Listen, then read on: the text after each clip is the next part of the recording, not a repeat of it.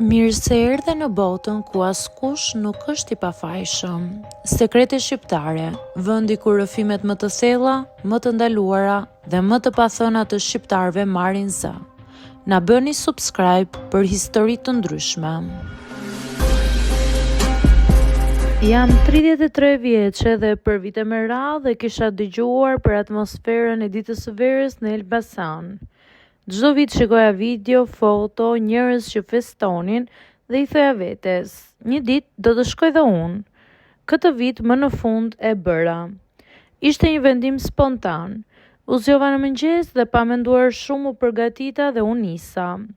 Kisha nevojë për një ndryshim, për pak gjallëri, për diçka ndryshe nga rutina ime e përditshme në Tiranë.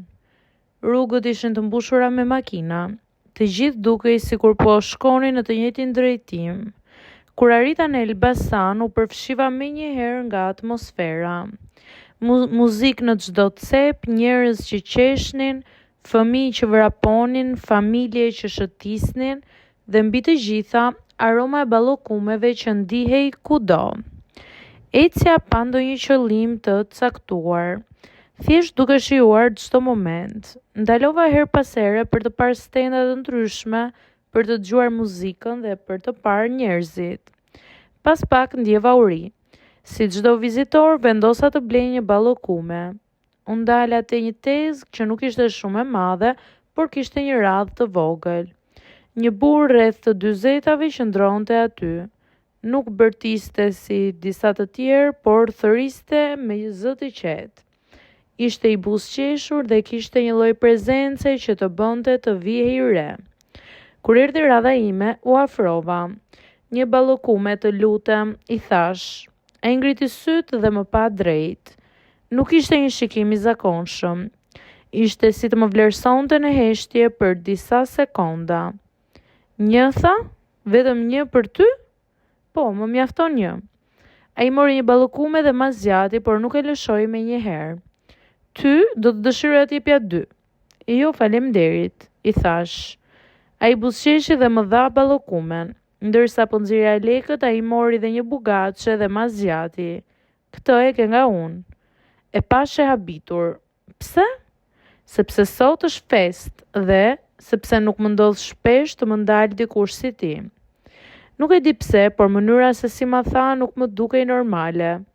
Nuk ishte një ngacmim banal. Ishte i thjesht, por i drejt për drejt. E falenderova dhe u largova më tutje. Ula në një stol duke parë njerëzit që kalonin dhe duke shijuar atë që kisha bler. Por mendja më shkonte her pas here tek ai. Pas disa minutash ndjeva dikë pranë. Ishte përsëri ai. Si të duket, më pyeti. Shumë e mirë, tani po e kuptoj pse vijnë të gjithë tek ty. Ai u ul pranë meje duke lënë një hapësirë të vogël si për të mos më bërë presion. Ti nga je, nuk je nga këtu, më tha ai. Jo, atëherë të kuptova që nga mënyra si flisje, ke një mënyrë të folurin ndryshe, një lloj elegance që nuk e kanë elbasanlinjt. Tha ai duke buzëqeshur. Nuk ishte hera e parë që dikush më thoshte diçka të tillë, por nga ai tingëllonte ndryshe. Filluam të flasim. Më tregoi që kishte vite që merrej me këtë punë. Ditën e verës e priste gjithë vitin. Për të nuk ishin thjesht shitje, por një lloj tradite. Po ti pse erdhe vetëm? Më pyeti. Për të ikur nga rutina ose për të gjetur diçka ndryshe? I thash. A e gjete? Ndoshta. Koha kalonte pa e kuptuar. Biseda jonë u bë më e lirshme, më e afërt. Ai filloi të më ngacmonte me humor. Duhet të marrë një tarif, tha. Për çfarë? Për gjithë të kohë që po më merr. Po ti erdhe vetja, ktheva unë. Po, por tani nuk dua të iki më tha ai. Në një moment u ngrit dhe më tha të shkoja që të më tregonte një vend më të qetë. Hezitova për një sekond, por u ngrita. Ecëm pak larg zhurmës drejt një rruge më të qetë ku kishte më pak njerëz. Ishte një cep i qytetit që dukej më i vjetër dhe më autentik. Ku mbaron kjo ditë? Elbasani bëhet shumë i qetë, por sot është si një tjetër botë, tha ai. U ndalëm për një moment, nuk foli asnjëri. Pastaj ai u kthye nga unë. Do doja të njihja më shumë.